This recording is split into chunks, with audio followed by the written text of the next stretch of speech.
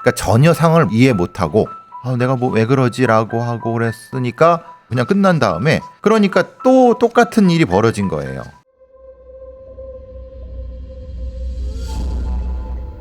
(2022년 1월 15일) 인천 계양구에 위치한 어느 낡은 빌라로 진입 중이던 119 구급대원들.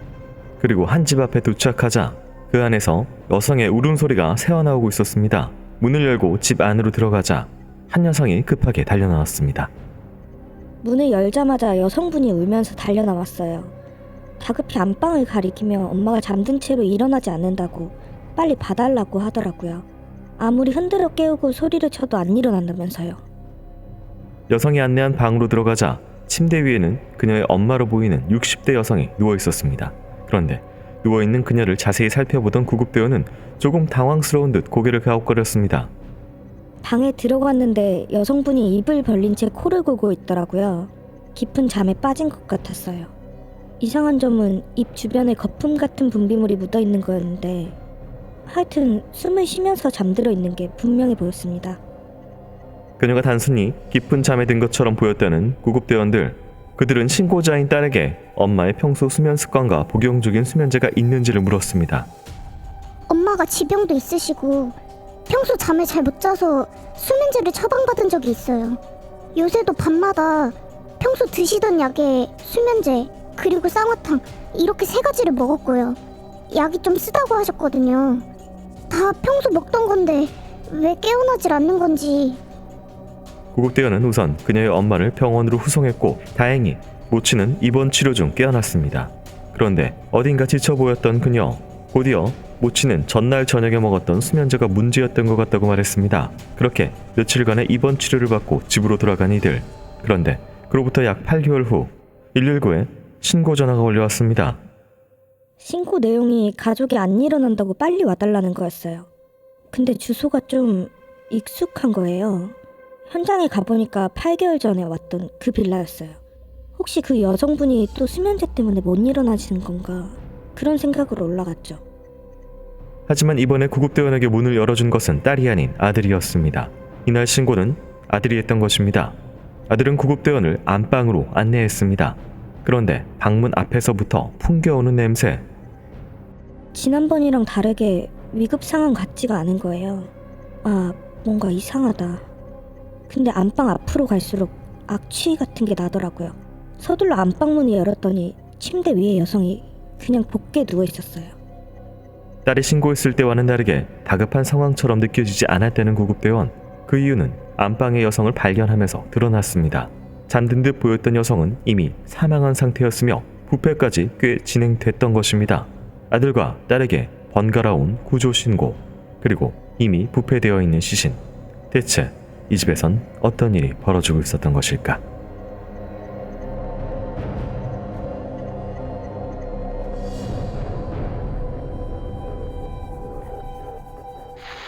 오늘 준비한 사건은 2022년 9월 인천에서 일어난 사건인데요. 사망한 여성은 60대 최씨고요. 이 방 안에서 약간의 부패가 진행된 변사체로 발견이 됐습니다. 1월에 신고가 한 건이 있었고요. 두 번째 신고는 이제 8개월 후에 다시 전화가 걸려왔었는데 이제 1월 신고를 봤을 때는 입에 뭐 거품하고 분비물이 있었고 못 깨어난다. 그다음 뭐 수면제 부작용 단순 처리돼가지고 또 퇴원을 하고 또 다음 직후에는 2차 때는 또 사망에 있었기 때문에 이거를 1차를 넘길 수가 없는데 어떻게 봐야 될까요? 실제로는 이때 이 구급대원이나 병원에서는 사실은 범죄로 신고를 했어야 되는 거예요. 근데 이게 이상하잖아요. 수면제를 먹었는데 거품이 나오고 막 못 깨어나시는데 수면 상태에서 막 구토라거나 뭐가 이렇게 한 거란 말이에요. 네. 위험한 상태인 거죠. 막혀서 죽을 수도 있는 건데 저는 이때의 구급대원의 대처라든가 의사의 대처가 굉장히 좀 아쉬워요. 지금 이 기록이 없으니까 그냥 이거잖아요. 깨어나긴 깨어났는데 정신은 뭐 대충 뭐 살아있는 건 살아있는 거고. 네. 근데 내가 왜 이러지 이 정도였던 것 같은데 반응이? 그러니까 전혀 상황을 이해 못하고 내가 뭐 왜 그러지라고 하고 그랬으니까 그냥 끝난 다음에 그러니까 또 똑같은 일이 벌어진 거예요. 근데 네. 그때는 이제 뭐냐면 똑같은 상황에서 없었던 거예요, 사람이. 네. 그러니까, 아니면 사람이 없었던 건지 아니면 네. 없었게 만들었는 건지 아니면 이 앞의 상황이 네. 돌발적인 상황인 건지 네. 이거에 대해서는 잘 모르겠어요. 이 상황이라고 하면은 네. 만약에 그리고 아들이라고 하는 사람이 그냥 와 달라고 했는데 이게 시체 상태잖아요. 네. 그럼 이걸 왜 시체 119에 전화를 하죠? 112에 전화해야 되는 거 아닌가요? 근데 뭐 이제 그냥 뭐 범죄라고까지 생각을 아마 그러니까 인식을 못했을 수도 있고. 아니 돌아가셨잖아요. 그러니까 이게 지금 두 번의 신고 전화인데 예를 들어서 딸도 아니고 아들도 아니고 아들한테 또 번갈아 왔고 한 번은 생존하셨고. 아니 그때는 이해가 할 네. 수 있어요. 그러니까 아니 어머니가 이게 숨은 쉬는데 잠을 안 깨니까 그래 응급상황에 이거 불렀을 수 있죠. 네. 아니 두 번째는 썩는 냄새가 나잖아요. 네, 네. 부패가 진행됐고 그러면 당연히 119가 아니라 뭐야 이게 확인할 수 있게 저는 그래서 이 아들의 이 상황도 좀 이해는 안 된다. 아니 이해가 되세요? 좀 예. 곰곰이 생각하면 조금 이상한 논리적으로는 거죠. 네. 너무 이상한 거죠. 그리고 같이 살지도 않는단 말이에요. 네. 그죠? 그 이후에 지금 어떤 일이 벌어졌는지 수사 상황 한번 좀 살펴보고 말씀 이어가도록 하겠습니다.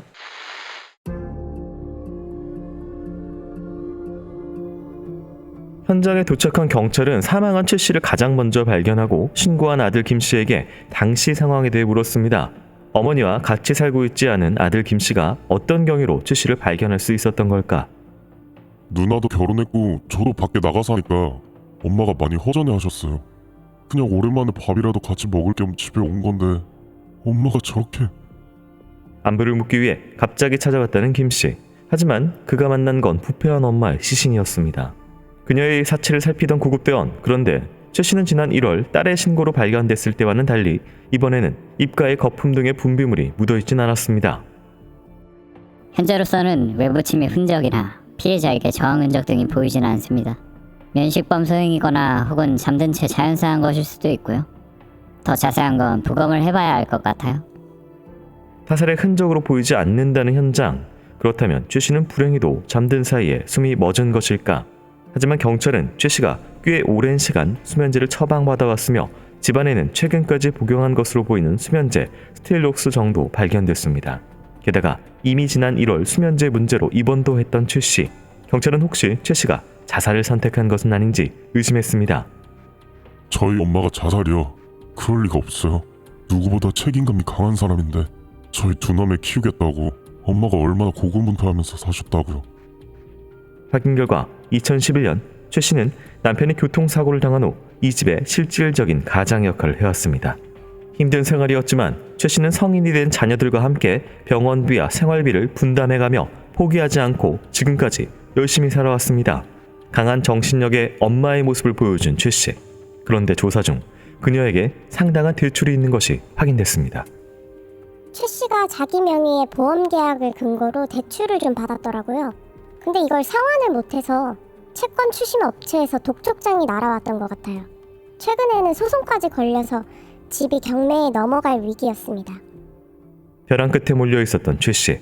가족들의 기억과는 달리 최 씨는 이미 지쳐 있었던 것은 아닐까. 경찰은 증거가 더 나오지 않자 사건을 변사로 처리했고 순차적으로 그녀의 장례가 치러졌습니다. 그렇게 모두가 이 사건을 마무리하려던 그때 누군가 최 씨의 사망보험에 관해 조회한 내역이 확인됐습니다. 누군가 장례 중에 고인의 사망보험 조회를 했었습니다. 보험금 수령 이런 것들에 대해서요. 꼭 최 씨가 죽길 바라고 있었던 것처럼요. 의심스러운 상황에서 사건을 다시 살펴본 경찰. 그런데 아들 김 씨의 진술 중에 이상한 점을 발견했습니다. 이미 부패가 진행돼 5일에서 7일 전 사망한 것으로 추정되는 어머니 최 씨. 그런데 아들은 그 기간에 모친과 핸드폰으로 연락을 주고받았다고 주장한 것입니다. 처음엔 그가 거짓말을 한다고 생각했지만 확인 결과 그때 김 씨의 핸드폰에는 정말로 어머니와 연락한 기록이 남아 있었습니다. 망자와의 연락, 사건의 실체가 조금씩 드러나는 듯 했습니다.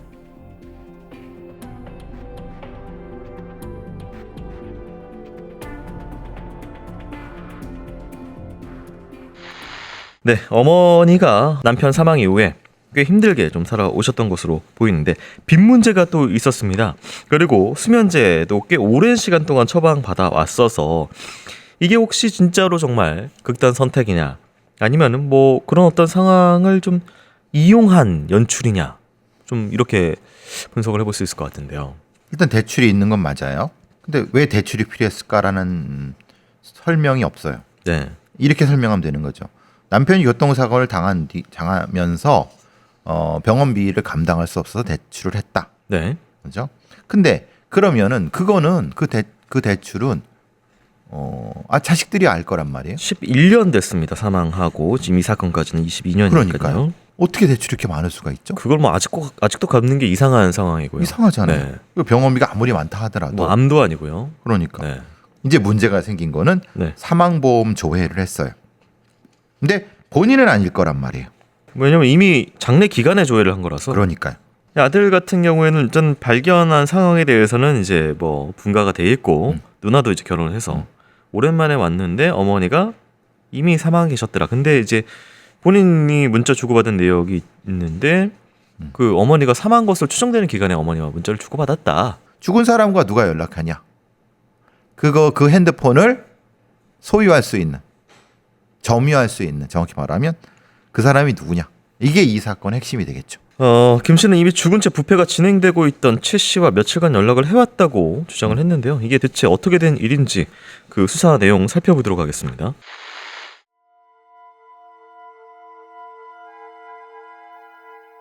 경찰은 최 씨의 사건 현장 증거물을 확인했지만 놀랍게도 현장에 그녀의 핸드폰 발견되지 않았습니다. 자신의 집에서 사망을 했는데 핸드폰은 집에 없는 이상한 상황. 사망한 최 씨의 핸드폰은 어디에 있을까? 아니, 누구에게 있을까?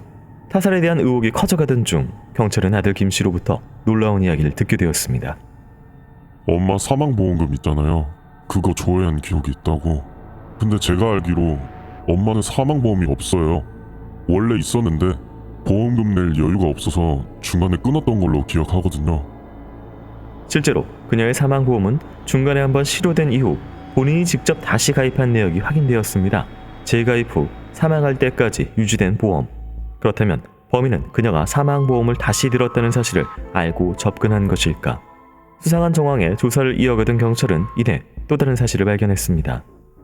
최 씨가 몸에 이상이 생긴 게 그 해에 한 번 더 있었더라고요. 1월에 따님 신고로 실려와서 치료받고 가셨는데 같은 증상으로 6월에 한 번 더 실려와서 똑같이 병원에서 치료받고 돌아갔어요. 2022년 6월 2일 낮 12시쯤 119로 걸려온 신고전화. 이번에도 신고자는 최 씨의 딸이었습니다. 엄마가 평소보다 심하게 코를 골고 불러도 대답이 없으며 흔들어도 일어나지 않는다며 신고를 했던 것입니다. 이후 병원에 후송되어 치료를 받고 깨어난 어머니 최 씨. 최 씨에게 수차례 벌어진 비슷하고 이상한 이 증상들은 어떻게 설명해야 되는 것일까? 경찰은 아픈 최 씨를 매번 병원에 데려왔던 그녀의 딸 30대 김제이 씨에 대해 알아봤습니다. 좀 놀랐어요. 따님의 채무 상태가 좋지 않더라고요. 심지어 2011년 아버지 교통사고 이후에 사채까지 끌어다 쓴 사실도 확인됐습니다. 빚이 계속 늘어나고 있었던 것 같아요. 어려운 경제 상황 속에서도 2018년 결혼을 한 제이 씨. 새로운 삶을 시작하려고 했던 것일까? 그러나 1년 뒤 그녀는 회사를 그만두고 다단계 온라인 마케팅을 시작했지만 이마저도 오래가지 못해 성과 없이 초기 투자 비용만 날렸습니다. 누나가 철이 좀 없었어요. 운도 안 좋았고 어느 순간 빚도 많아져서 엄마 카드도 가져다 쓰더라고요. 근데 또 남편한테 들키면 바로 이혼이라고. 그래도 빚 갚는다고 열심히 했어요. 김 씨의 증언으로 보아 제이 씨는 자신의 채무 상태를 비밀로 한 채 남편과 결혼했고 그것을 들키지 않기 위해 혼자 버겁게 돈을 갚았던 것으로 보였습니다. 그런데 제이 씨의 계좌를 확인하던 경찰은 조금 이상한 점을 발견했습니다. 최근에 수차례 돈이 입금된 내역이 있는 거예요. 그래서 어디서 받은 건가 하고 보니까 다 엄마인 최 씨 계좌로부터 받았더라고요. 좀 이상해서 입금된 날짜를 확인해봤는데 최 씨 사망 추정 시간 이후로 확인됐습니다. 최 씨 사망 이후에도 어머니의 돈은 모바일 뱅킹으로 딸 제이 씨의 통장에 입금되고 있었습니다.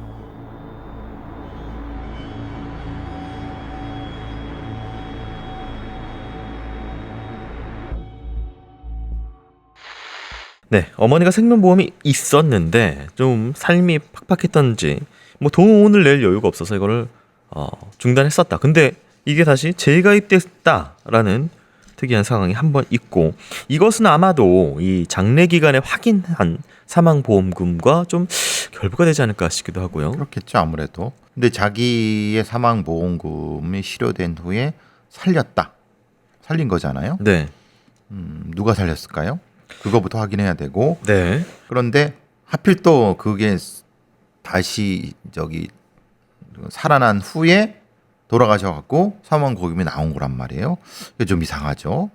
그런데 그때 그 이전에 이 돌아가신 분한테 한두 번 더 응급실로 연결되는 치료 뭐 이런 것이 있었어요. 네. 그러니까 같은 증상 1월에 한 번, 6월에 한 번. 그 다음에 돌아가신 이제 비슷하게 3번이 있었던 거라고 보면 되겠죠. 결국은 돌아가신 거고. 네. 근데 증상도 1월과 6월은 같아요. 그리고 신고한 사람도 같고. 이게 이때도 그냥 병원에서 치료 후에 회복이 돼서 돌아가셨는데. 그러니까 왜 집으로? 그랬냐 이 말이야. 이게 이렇게 되는 경우가 그럼 이렇게 물어보죠. 수면제 좀 예전에도 많이 드셨나요? 뭐 이런 게. 그러면 이제 자기도 얘기를 할 거라면 예전에 1월에도 그랬다. 그러면 그래요? 그때 어때요? 확인할 수 있단 말이에요. 네. 똑같은 게 반복되다 그러면 의사도 뭐지? 이상하게 생각하는 게 맞는 거 아니에요? 근데 똑같은 형태가 똑같이 2번이나 반복됐는데도 아무도 관심을 안 갖고 그냥 수면제 과용으로 생각하고 그냥 넘어갔다. 네. 글쎄요, 이건 아마 이게 딸이 옆에 계속 걱정하고 있었던 모습이 좀 뭔가 의심을 불식시킨 데 한 요인이 됐을 것 같고. 근데 2022년 정도 오면은 이게 2010년 그때쯤이면은 그럴 수 있다고 쳐도 그 가족에 의한 여러 가지 강력 범죄가 많이 발생하고 또 의무적인 형태 노인 학대 이런 상황을 봤을 때 이건 사실 노인의 학대에 들어가는 거예요. 딸 같은 경우에는 돈을 좀 많이 일명 좀 밖에다가 해서 없앴네요. 뭐 빚이 좀 많았고 또 남편한테도 숨기고 다단계. 약간 지능이 떨어지는 것 같아요. 딸이요. 아들도 그렇고. 네. 아니 아들도 그러잖아요. 누나가 철이 좀 없다. 네. 철이 없는 거 운이 안 좋은 게 아니에요. 근데 그걸 또 감추려고 남편한테 감추고 결혼을 해? 앞서서 지금 아들 같은 경우는 어머니가 사망 추정 기간에 어머니가 문자를 주고받았다라고 했는데 그 핸드폰은 현장에 없었고, 근데 그렇죠. 핸드폰으로 이제 그 돈을 뺄 수 있는 모바일 베이킹이 사후에 이루어졌고 그것은 딸의 통장으로 돈을 보냈다. 그 그럼 핸드폰으로. 결국은 뭐 딸이 범인이죠. 네, 그렇게 지가 볼 수밖에 없는. 지가 가지고 있을 수밖에 없는 거지. 네. 그러니까 엄마 뭐 공인인증서에 다 넣은 걸 지가 패턴 다 가지고 있고 아니면 엄마 통장에 있는 걸 다 지가 자기 통장으로 돌린 거죠. 자, 이 김재희 씨의 계좌 거래 내역을 살펴보자 더욱 미심쩍은 정황이 드러났는데요. 이후 수사 내용 확인해 보도록 하겠습니다.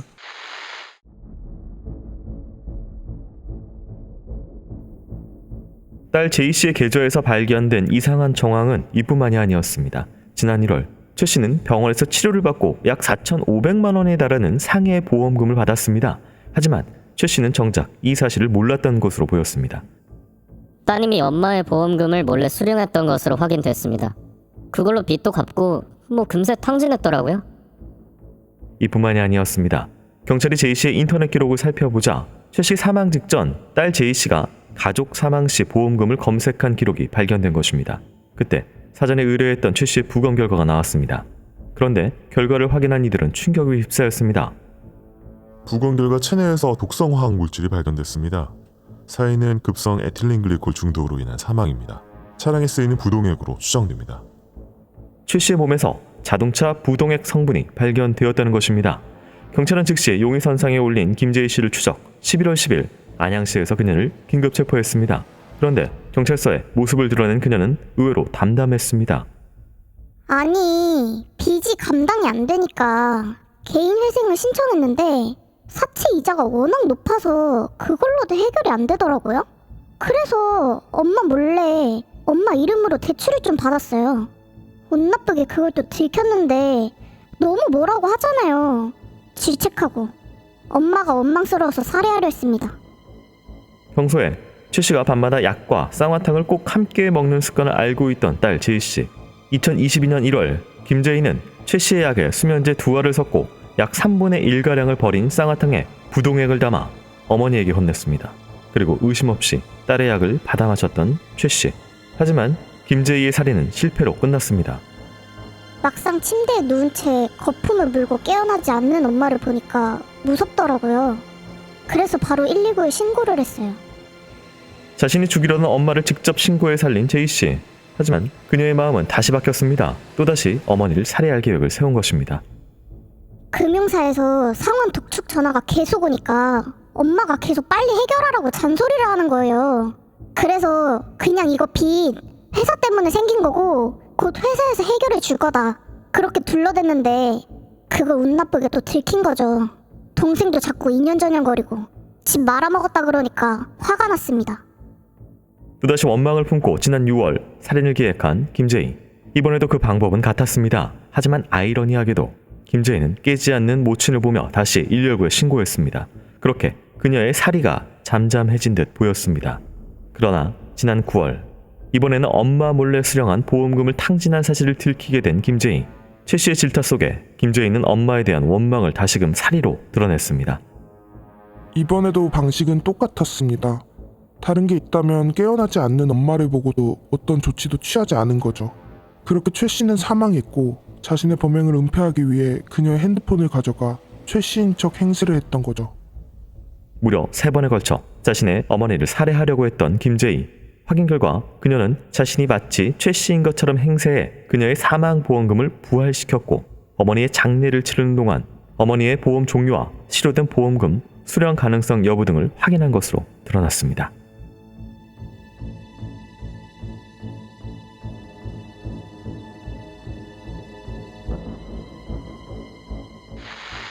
부동액을 이게 뭐 자살하려고 마셨다 뭐 이런 것들을 좀 들어보긴 했는데 이게 안 걸리나요? 부동액으로 이렇게 몰래 먹인다 이게 되는 건가요? 부동액을 먹었으면은 고통스러울 텐데. 네. 그러니까 이게 참 모르겠어요. 이거를 어떻게 이 수사한 애들이 이게 기전을 한 건지 같이 먹인 건지 뭐 수면제를 먹고 약간 가사 상태에서 이거를 그냥 이 호스 같은 걸로 네. 이 안에다가 이게 넣었나? 이게 장기 복용을 시켜서 일명 뭐 조금씩 락스를 섞어 먹인 그런 살인처럼 이런 방법으로 했을까요? 그러니까 어쨌든 습관은 쌍화탕, 스틸록스 네. 수면제 이렇게 먹으시는 버릇이 있긴 하니까 어쨌든 뭐 몸에서는 부동액 성분이 발견이 된 거니까. 네네. 그러니까 우리가 보통 이제 니코틴 성분도 마찬가지고 에틸렌 글리콜 중독이란 게 중독이니까 조금씩 먹였을 거겠죠. 지금 이제 첫 번째 범행 사이 그리고 세 번째 마지막에 발견된 거 사이에 6월에 또 다른 신고가 있었다라는 게 나왔어요. 근데 이게 그렇죠. 지금 본인의 말에 따르면은 자기가 해놓고 너무 그래서 살리고 싶어서 연락을 했다라고 하는데 첫 번째 범행 때 4,500을 타먹었거든요. 그래서 이제 상해가 된 거죠. 네. 근데 그거는 어머니가 몰랐다 이거잖아요. 제가 보기에는 사실 이 엄마가 알았을 것 같다. 딸이 나한테 하고 있는 짓을 알고 있었다. 근데 그러니까 이제 약간의 이게 타살과 약간 포기한 자살과 사고사가 섞여 있는 게 아닐까. 네. 이게 이거는 재판으로는 판결할 수 없는 네. 이 묘한 심리 상태가 있는 것이 아닐까. 그렇지 않고는 이게 어떻게 엘리티논 글리콜에 중독이 될 수 있느냐, 이렇게 죽을 수 있느냐.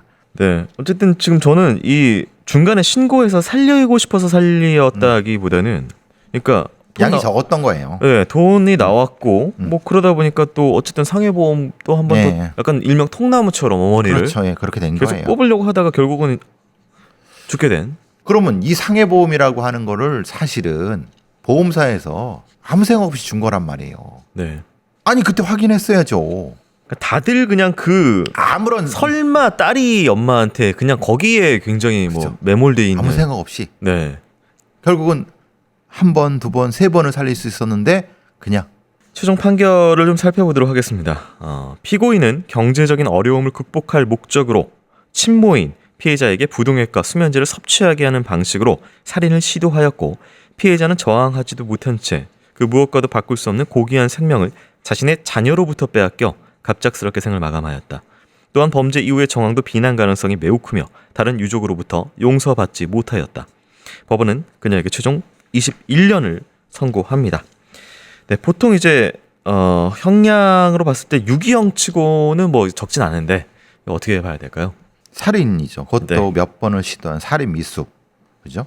보험, 범죄, 그리고 친족 살인 이거잖아요. 네. 그것도 어머니를 25년이면은 작게 나온 거죠, 사실은. 한 짓에 비하면. 그렇죠. 네. 그런데도 얘는 대출 문제로 질책하는 엄마가 미웠다. 근데 용서받고 싶다라고 하는데 최후 진술에서 김재희는 이런 말을 합니다. 너무나도 소중하고 사랑하는 엄마였지만 대출 문제로 질책하는 엄마가 미웠다. 엄마에게 한 번만 더 저를 이해해 달라고 죄송하다고 100번 1000번 용서받고 싶다라는 말을 합니다. 뭘 이해해 달라는 거예요? 지가 사기당한 거를? 그러니까 자기 중심인데요, 네. 이거. 네. 얘는 장애가 있습니다. 진짜 이 지적 장애입니다. 이건 분명히 이 심리 검사를 했어야 된다는 거예요. 이 딸에 대해서. 네. 정작 이 사건을 처음부터 예방할 수 있었고 대처할 수 있었고 그다음에 이거를 정확히 기록을 남겨야지. 그냥 존속살인 하나로 끝난 거예요. 이 돌아가신 분이 전 너무 불쌍하고 처참해요. 네. 그리고 알았을 거라고 생각을 하고 당연히 보시면 아시겠지만 이 에틸렌 글리콜은 조금만 먹어도 뭐가 되냐면 두통, 졸음, 현기증, 구토 그래요. 네. 일단은 위통이 생겨요. 네. 근데 이걸 계속 먹었다는 거잖아요. 그렇죠. 저희가 계속해서 합리적으로 추정하는 바는 어머니는 딸이 자신을 매일매일 죽여가는 것을 알고 있었다라는 모를 수가 없어요. 네. 그럼 좀 굉장히 참혹한 네. 그런 결과네요. 어쨌든 형량이 25년이 나왔어요. 네. 2022년이니까 47년에 만기 출소를 할 예정입니다.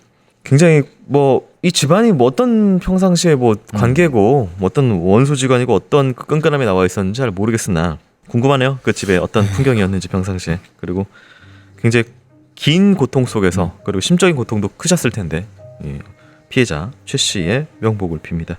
교수님 수고하셨습니다. 수고하셨습니다.